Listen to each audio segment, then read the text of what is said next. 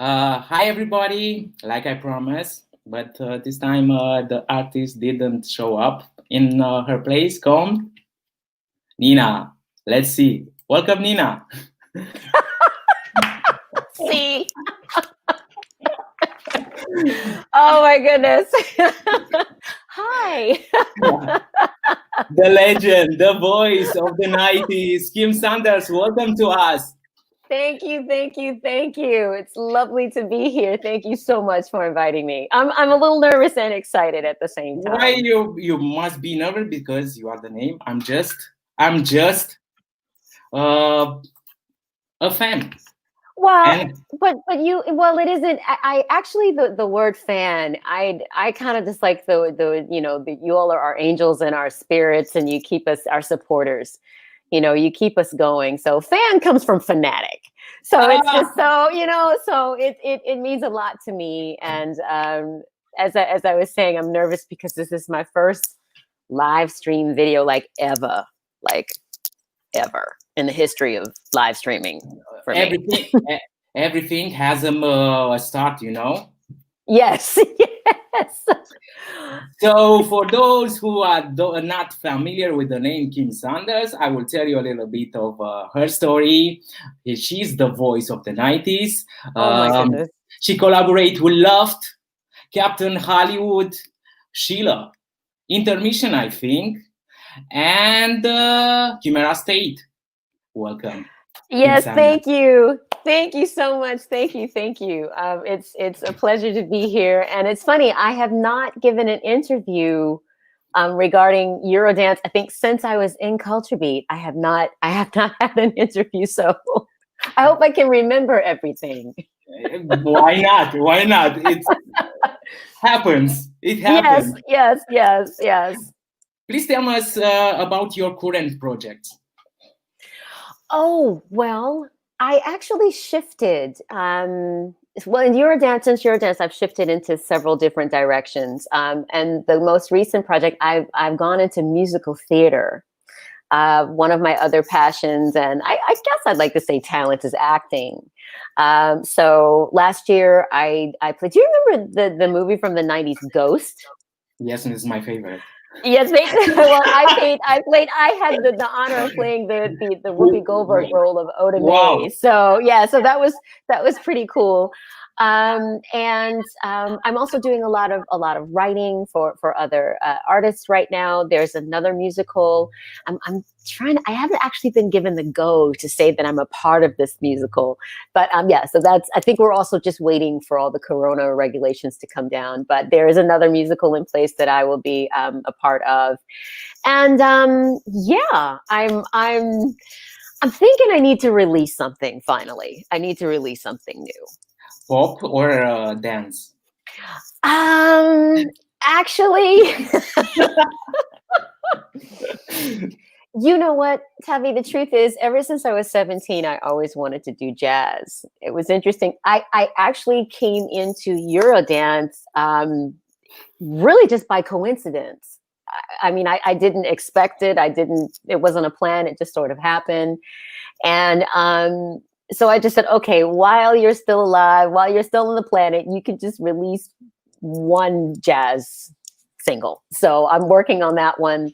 But it's a little bit hard to say when I'll actually be releasing it, because I've got to go back into the studio to record. And like I said, because of the Corona time, it's kind of difficult to get in right now. Okay. Glad to hear the new project coming out, Yeah, I'm as I said, I'm a little excited. Well, I'm very excited. The thing is, I've worked on so many different styles, and as I said, the thing with Eurodance, although it was kind of like my breakthrough, the breakthrough music, it was very helpful in getting my residency for Germany. So okay. I don't have any regrets. I don't have any regrets about it. I mean, I had to really train how to sing dance music, though. I had to train it. It didn't just come automatic, vocally. So I had to do some work on it. But I'm very glad to be a part of a genre that was really fun, and just the spirit of that time, the 90s. the spirit of the 90s, but you do it so well, and you transmit that message direct to the public. It's hard it's hard to sing dance music for you. It was. Well, first, thank you. It was at first. Just the way of singing. I mean, when I came to Germany at 20, I mean, before then, I had pretty much like a classical and musical education and background. So with dance and Eurodance, they don't want all that extra vibrato. Mm-hmm. They want it very much. They don't want you disturbing that beat. Okay. So, and it was, don't bore us, get to the chorus. That's what they always said. So I had to really learn how to pull back vocally, to pull back and to just really support what the song needs. Mm-hmm. And I think it was a challenge. But eventually I kind of got the flow of it and I learned about it, and then I learned how to write it. So yeah, it was a challenge, but a positive one.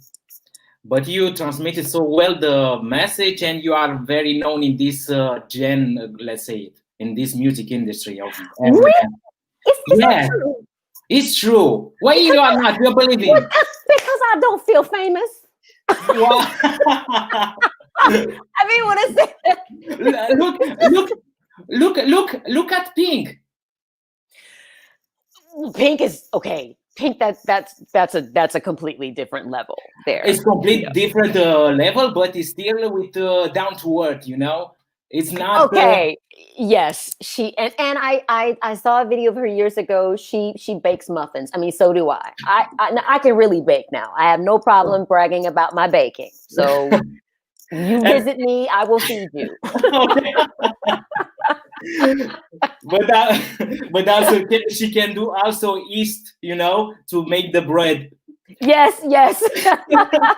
I mean, I specialize more in sweet stuff, but yeah, it's so I guess and well, I have to say an interesting part about the 90s at that time, because everything was very project oriented, so when you went into the studio, they had the tracks and they had the music prepared and I sang it, but it wasn't always set up that I necessarily would be in the video or that I necessarily would be seen. And I mean, just like you have your hidden queens of dance. I think a lot of us, I mean, although a lot of us, we I mean, I just speculate, basically from myself, we all had dreams of being solo artists.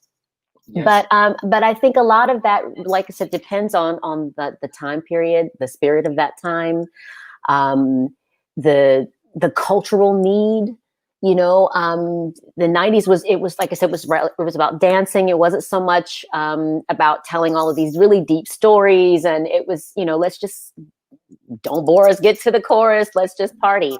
So with that,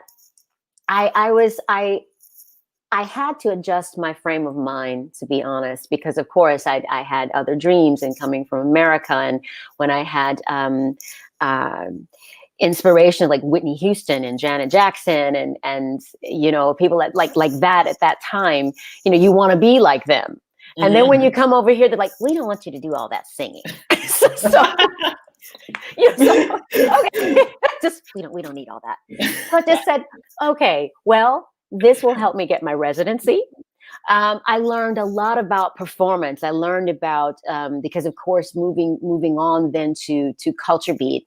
I had all female dancers and just learning how to put a show together. So it really helped my career and my artistry. I'm going to say just dance music in general. And wow, and that's been like 31 years, and I'm still here. So it's been a blessing. And now to hear that, people still know me. And I'm the one who reminds you that you are still a legend and you are doing well, Thank you. It's just now I accomplished something just to be a legend. But, I'm very honored that, that my voice is a part of that. Kim, it's your work, and it's your mark. Let's say it in dance. Yes, in dance. But what might be interesting though, because I've actually had a lot of people recently ask me online, where can we hear "Show Me" and "Tell Me That You Want Me" and "Ride"? We can't stream any of that. Or would you think about remaking this? And I just thought, well, I probably could do acoustic versions, just very reduced versions, perhaps for during this time now until we can actually start performing again. And then kind of doing like a timeline of everything that I've done, maybe when I first got here in '89 till, oh gosh, I think it was 2018. I was just going to think when I did Camara State, like going all the way, just maybe kind of do, maybe do a timeline of all the music so that people can reminisce. So I'm thinking that might be a project to do. Yes, but many songs, especially from Culture Beat, Metamorphosis, will be really good in acoustic versions. That's true. I think the what the producers wanted to do at that time, because I didn't really work with any of the original members of Culture Beat, as we all know. Unfortunately, Torsten Fenslow passed away in the early '90s.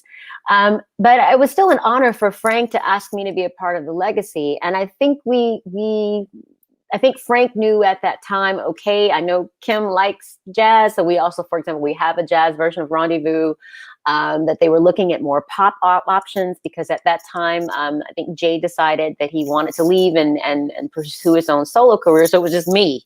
And before, Culture Beat really wasn't led by the female singer. It was really more rap driven with the traditional chorus. Yes. So I think, like I said, with Metamorphosis, which means to create something new, this is kind of where the title came from.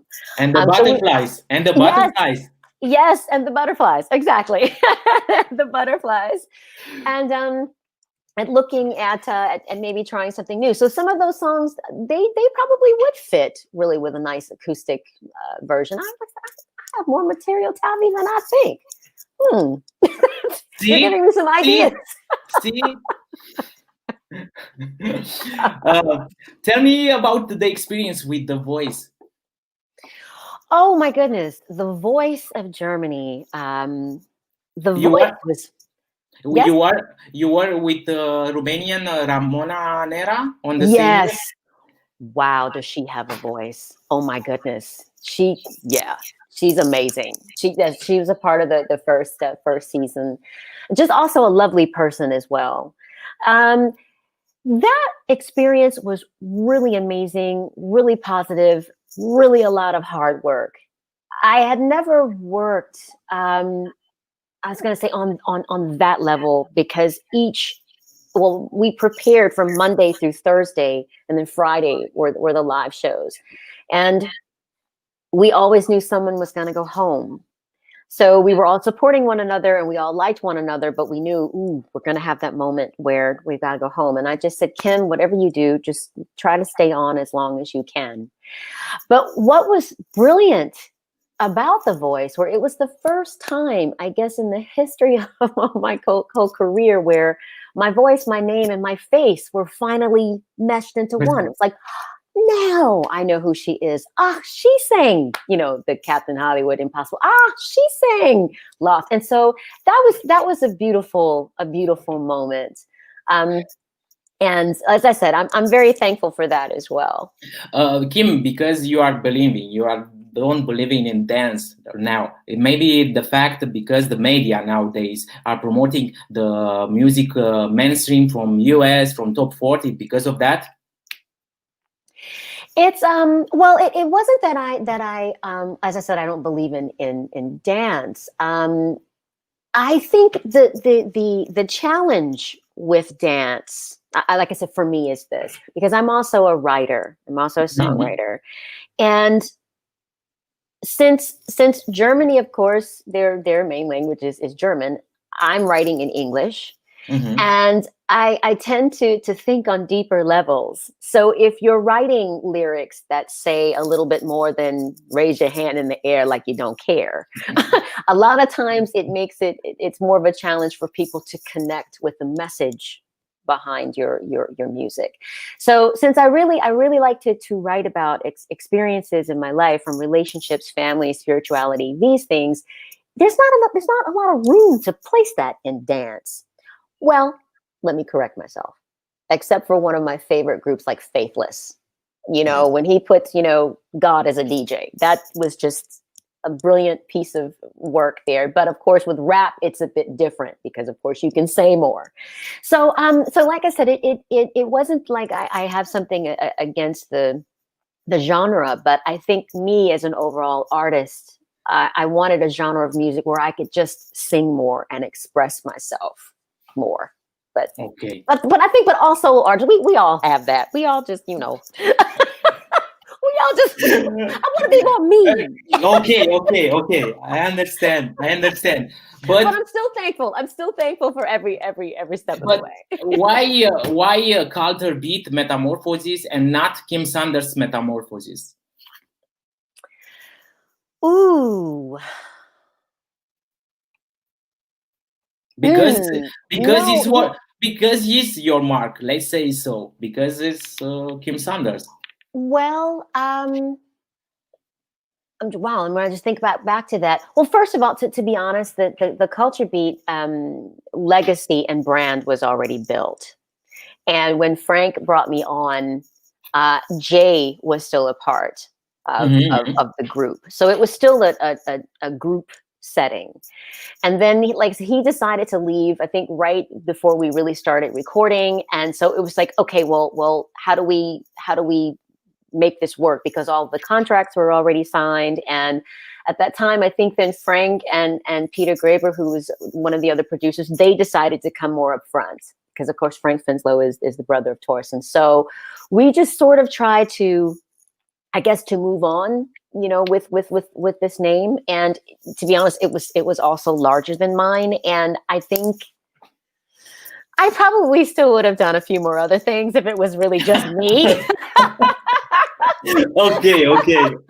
You know? I mean, I would have done some different things. I don't know if it would have been as successful. I don't know, but I would have probably done some different things. So there were just you know, many changes there, you know, with that. So okay, enough with the Culture Beat. Let's say something, some words, because on 11 November is coming, the date. What can you tell us about the Queen, Melanie Thornton? Melanie Thornton. I met Melanie. Actually, the first time I met Melanie was right when my first single, Show Me, was released. That was in '93. I think she had just arrived in Germany, and she was, you know, performing with bands and you know, making herself known. Then I'm just trying to think. Then she finally, I think when La Bouche was established, because it was just like several years. At that time, I think, okay, my singles were already released, and it was just a question of what I was going to do. And this was before Culture Beat, and I needed a job. You know, because my singles were released and they weren't really happening. They weren't as big. You know, I released them all. I'm just keeping it real, you know. So I I needed a job, and at that time they asked me to come in and sing background. She goes, "You've got a beautiful voice, but would you come and sing background?" And I said, "Sure." So at that time, right. So I did a lot of shows with La Bouche. And then when she decided, I think to pursue her solo career, we got together. She and I got together, and we started writing for her solo album. And it was sort of a different energy between us, because when we started writing together, she wasn't my boss. Okay. You know, and we were just the more equal colleagues of, you know, and I just said, you know, Melanie, listen, if you know, you want to work together, that's absolutely fine. But, you know, I'm going to write a little bit more than la da da dee da da da da. And she said, you know, okay. And through that, we were able then to develop, I guess, just more of a friendship between us, as, you know, just African American women here in Germany. And then and then unfortunately after that, then she transitions. So what I did on my Pretty on Edge album, I wrote this one song called Release, and I dedicated it to her. just as my way of saying, thank you, and we will meet again. So. And since then, I have I'm still in touch with Lane from La Bouche. We're very, very good friends. And actually, when his singer Sophie, when she's away or when she's not, if she's on vacation, sometimes I fill in and I sing. But sing some of the lip. Sorry, I saw some videos of yours on Instagram with Lane, and you rocked. Thank you. Love it. And you love it. You know what? But still, those original melodies that she sang, oh Jesus! Ooh, it's still powerful, still amazing. So I can't do too many of those shows because I just don't have those vocals like those beautiful women. But but it's lovely to be there. It's lovely to see Lane. We speak all the time, and so that was also a bridge. La Bouche was a bridge before Culture Beat. And thank you, Melanie and Lane, for giving me a job at that time. But La Bouche in that period did something that not every Eurodance band did at that time, performing live. Yes, with a complete band. Exactly, with a complete band, with background singers, dancing, choreography. Well, I think that was also... It was also really important because, as I said, even though dance and Eurodance was very popular here, those of us that still wanted to be solo artists, we wanted to bring in that other side. We wanted to show what we could do. We wanted to dance. We didn't want to just be slave to the one. So when you have a band, of course, then you can do different interpretations of the music and expand it. And so, but it was a major show. There's a couple of videos like that, I think, still online of that. Yes, I think you were also in Romania. Yes, yes, I was. Yes. See? Oh, younger and thinner, but okay. Yes, but it's your history, and I love that you perform live, and I love the energy, and Melanie gave that energy and performing live. I think did also Nana head in with Dr. Alban and in Type, something like that. Really? Yes. With Dr. Alban, there was live. Yes, I think in YouTube there is something. Okay. I have to go back, and now I have a reason to go back and look at all of those those videos and things. Thank God I am up here, and I let's say it, memorize. Okay. Thank you. Because it's your Eurodance, let's say it, it's your mark, it's your history, but makes you the artist that you are now. Because actually, I like I said, what I'm realizing now, just from our conversation, I'm very touched by this, because when I'm really honest and transparent, I mean, my name is Kim Sanders as a solo artist. I never became as famous as, or well recognized as Captain Hollywood or La Bouche or Snap or Master Boy. And I think maybe a lot of that has its reasons. Maybe there's a spiritual reason, but behind that, because I think inside I also wanted to. There were some other things that I wanted to do musically, but I'm still so thankful that that the opportunity was given to me. And I mean, and in the end, whether it's dance music or whatever I'm singing, I always want to use my voice to bring happiness and joy. And just listening to you now, and then you're saying you're using words like legend and these things, I'm like, okay, cool. So no, I'm just saying, because it's I never really consider myself to be a legend, which is an honor. Let me tell you something about behind. Only a few artists know the reason why I made this event hidden queens. Okay. I don't know.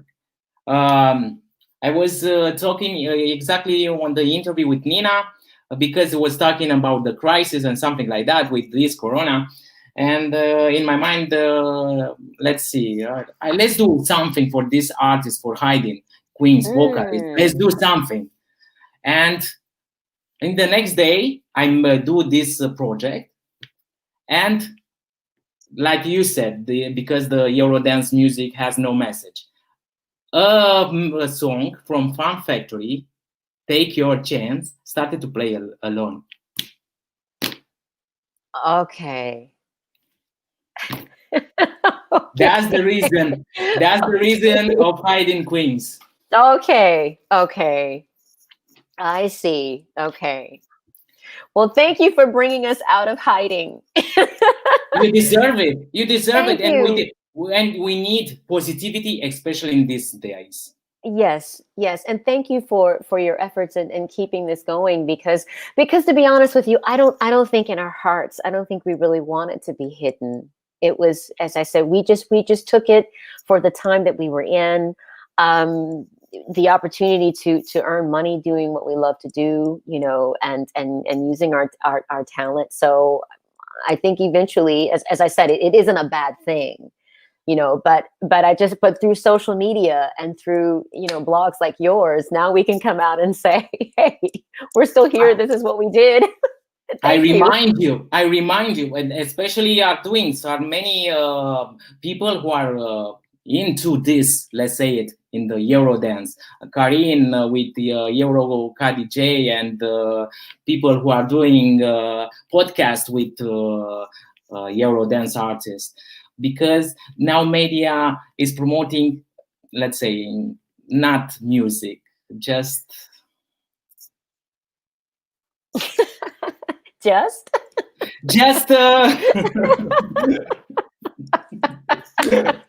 point dot. Okay.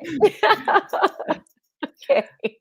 And well, it's the time. It's what they're listening to today. So I'm quite sure there were people in the 70s and then the 80s when they started listening to the 90s. They were like, "What is this?"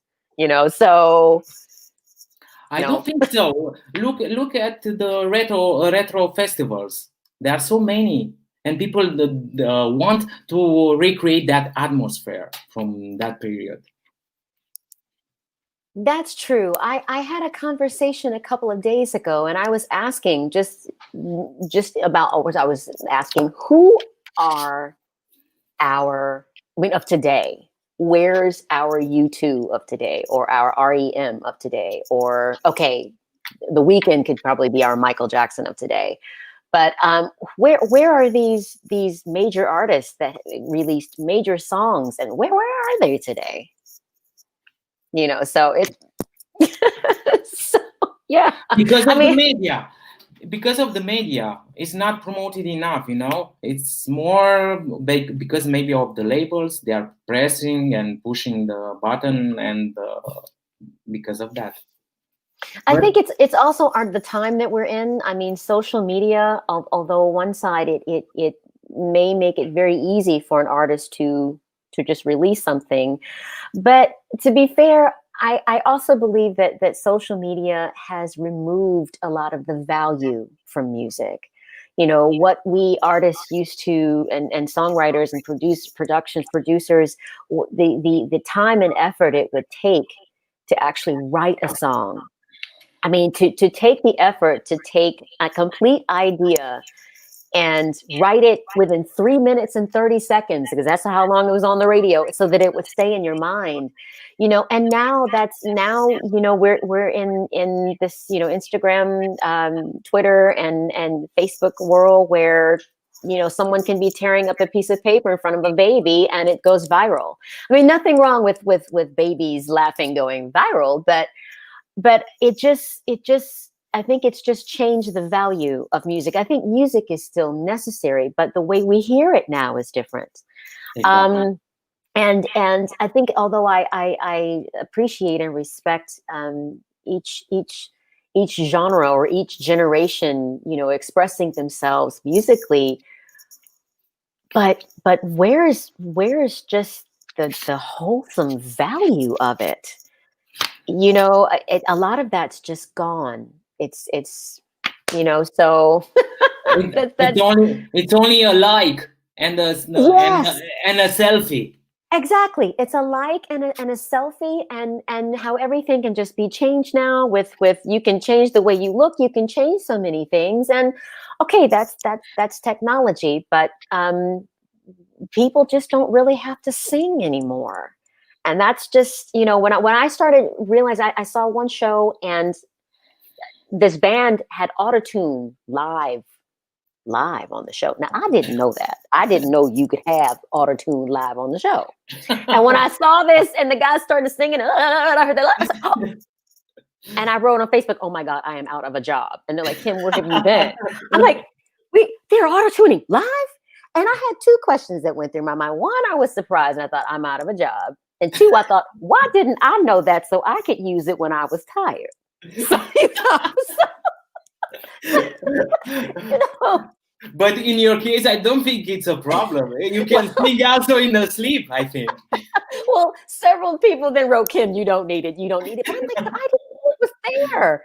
You know, but this is inspiring. This is inspiring because now that I see, like I said, through you, that there's an interest in going back to a time when there was a lovely combination of good music and experience.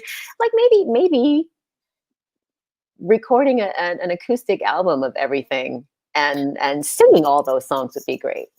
See, it was not a coincidence to meet today. Exactly. On 7. Exactly. And you write me exactly on 11/11. So yes, there we go. Exactly. Okay. Something always spiritual happens when that happens.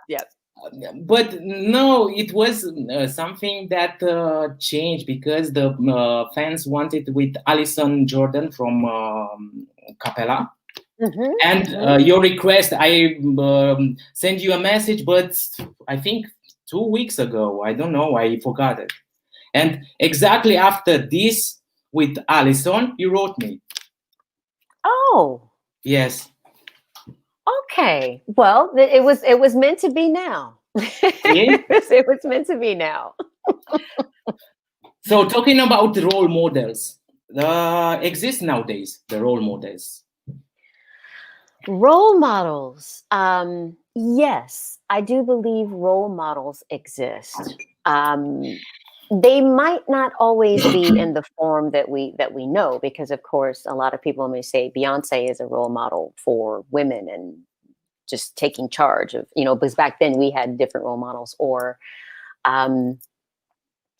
several of the Adele are very famous people today. But I think that your role model can also be people you know. It could be like your mom or your dad or your best friend who's helped you through this difficult time, or someone who's just given you energy and strength, you know, to just get up and, you know, get through this day, through this time that we're in. So I think our role models are also closer to us. They don't have to be the bigger names. Yes. But they so it's a little of both. You know. Yes, but we need the energy, the positivity, and the artist is the one who can bring to us the positivity. Yes, I mean, I think that's I think that's been one of the main jobs of an artist, and that's to serve people. And you know, but as I said, we also just our friends, our people we work with, you know, those of us who just keep things going on and inspire. It's also inspiring. I'm inspired just through this conversation. So, so thank you. So I think definitely we have role models out there, but they don't always have to be the icons. They can be the ones that's right at home. What can you tell me about your 90s video and single, right? Because it's one of my favorite, and it's looking nowadays. If you are looking, it's like in trend. You know, it's very fresh. Is it? I mean, you know, when you sent me that, I remember. I had to go back to the time when I heard the instrumental, because as I mentioned to you, even then I didn't know really much about dance. And so it was just, okay, I can sing it as long as the lyrics make sense. And at that time, Nosie Katzmann, who also wrote it and was one of the producers, he said that about Ride and also about the next single that came after that, Jealousy. He says, Kim, the difficulty we have is that you're above your time. You're ahead of your time. And I thought, well, how am I going to pay my bills with that? that might sound great, to be a pioneer, but what does that mean? So, but so to hear you say that it still sounds current. I mean, the special part with personally for Ride was shooting the video in London. I had never been to England, and I put it in the atmosphere. I said, the first time I will ever go to London I will shoot when I'm shooting my very first video. I literally put that out years before, and I went there and I had this really interesting hairstyle. Because they were trying to find something really unique, and I'm not even going to talk about the jokes that came about that hairstyle. But it was really unique. It was fun, and actually the message behind the song was also really, really deep about making the decision to go forward with your life, whether that's with a new relationship, whether that's a new job, with just pursuing something new, and thinking about what you leave behind, if you don't take the ride, or if you do take the ride. So yeah, it was it was really unique. I just remember the hairstyle though. So I really enjoyed that project, that song. Because look, for example, there is also a video, I think, from Alex Party, Read My Lips. The look that is wearing then can be now. Yeah. I have to see if I can add some.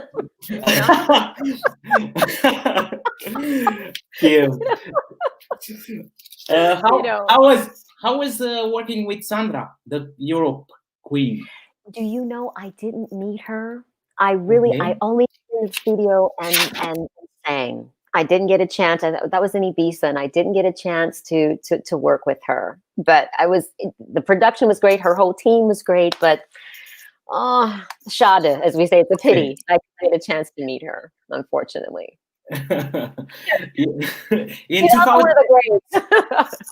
It's one of my favorite because it's one of my favorite singers also. In 2003 and 2009, you released 2 albums, Peter of Age and A Closer Look. What can you tell me about those materials? Oh, Pretty on Edge.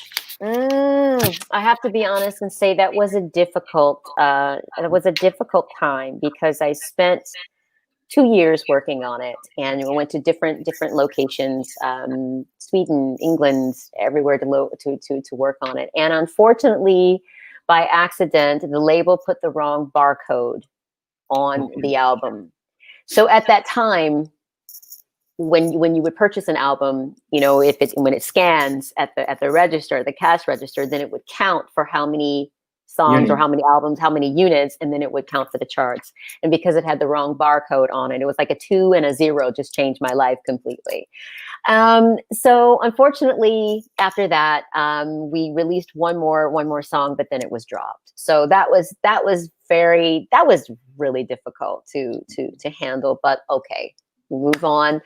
A Closer Look, I was trying to experiment a little bit. I was trying to keep things a little electronic, bring a little bit of jazzy stuff in there, have some other songwriting from different aspects and stories. And that album won the German Critics Prize for songwriting in Black music. So I'm really, really happy about that. So, I mean, both of those, to say that I've released 2 albums and some of my other music, I don't have children, so those are my kids. That's what'll be here. And now I just want to focus on bringing out something else while I'm still here. But bit by bit, your music changed with Schiller. Yes, yes. And how is your experience working with Schiller? Schiller, I think, gosh, I was a guest vocalist for almost 10 years. Um, Schiller was really great. This was the time where there was no restrictions creatively. I could write what I want to write, say what I want to say, and we transitioned, I think, from, well, not we, but as the time of going from Eurodance and then, just going into dance and then really more electronic. There was more space, more music space for me to express myself. And by that time, I had already had enough experience with performing and dancing and entertaining. So it was a very harmonious collaboration, the time. And plus I got my very first gold award and my first platinum award from there. See? Congratulations. Thank you. Thank you. So yes, that was really a lovely experience, because as I said, I wasn't, I was basically given complete freedom to express myself. Also in 2018, when you came with Chimera State, Stop, Look, and Listen. Yes. And was number 3 in Radio Dance in the summer hits of 2018. Was it? Yes, I sent you also. Where was I? I don't think so. On the beach.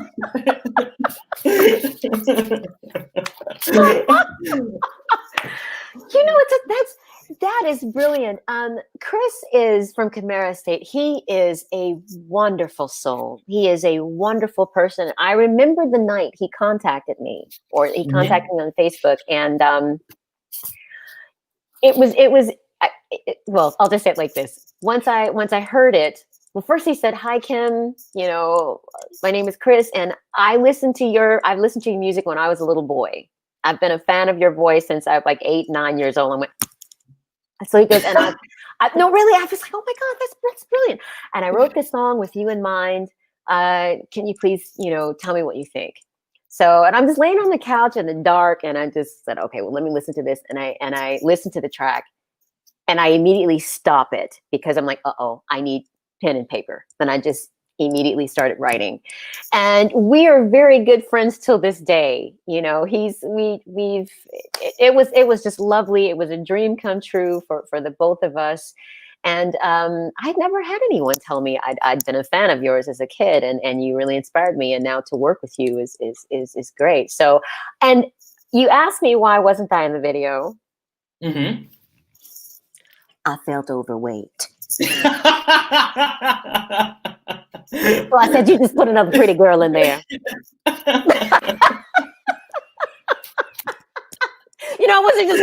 I wasn't gonna just do the video, for me. It was just my head.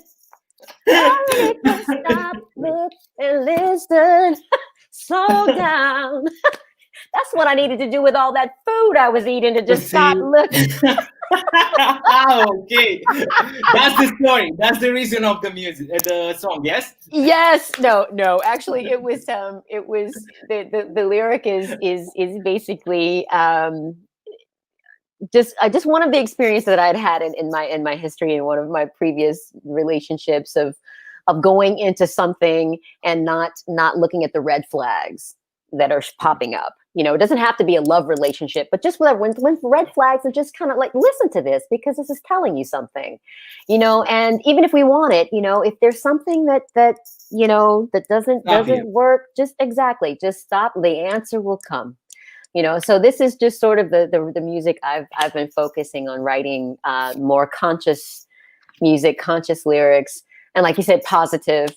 But I thought that the video was beautiful, and the young lady in it, But it was not Kim Sanders. I know. Well, you didn't want to see all those fat legs everywhere. You would have been like, great song, but what's all that cellulite? Okay, now let's get to the questions from your fans. Okay. Mm-hmm. We start with Mira. What inspires you when you're writing songs? What inspires me? Basically, I will just, it might be a feeling. It could be many things, something, but actually I'm often inspired when I'm vacuuming in the house. It just, something happens. But when I'm having moments of true honesty with myself, or about a feeling or an emotion that I'm experiencing, I will just write them down as like in a diary. And if there's a melody that comes along with it, then I can go ahead and create that and into a song.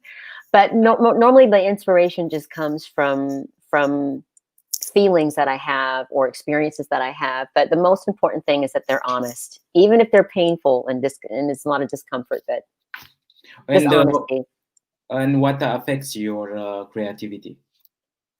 What affects my creativity? Yes. What has impact negative on your creativity? Oh, and the negative impact from my creativity is thinking about needing or having the feeling of needing to sell the song, because the inspirational part that might have written the song might not cross over business wise. So when you have the complete freedom to just go in and write without thinking, "Ooh, I need to hit the charts," on the specific time. Right. Exactly. What was the inspiration to become a singer? What was the inspiration to become a singer? Oh, I knew it when I was 6 years old. I knew then that I wanted to be a singer. My great grandmother was a professional artist and dancer back in the day, but I've always known. So I think that's really, so I just said, oh yeah, that's it. That's what I want to be. And what is your motivator to continue doing music? What is my motivator to continue doing music? It's two things. One, the truest, highest, purest connection that I have to what I consider to be source or God is through the energy of music. Mm-hmm. And I'm allowed to be a vessel to communicate that. And the second part is all the fans and people who show up, to celebrate what I have to say or what I've written. Okay. It's good. It's beautiful. See? Thank you. Yes. I bring you to the earth of Eurodance. Yes. Yes. We have more 3 questions from Martin. Okay. And then after 3 Eurodance songs that you wrote in 90s, tell me, show me, write, why no Eurodance album? We had a Eurodance album planned. It was going to be called Intimate. And after The Voice, I had a meeting with Nosie Katzmann because he was doing the production and the writing. And I asked him, why didn't we release it? And the only thing he told me was for political reasons.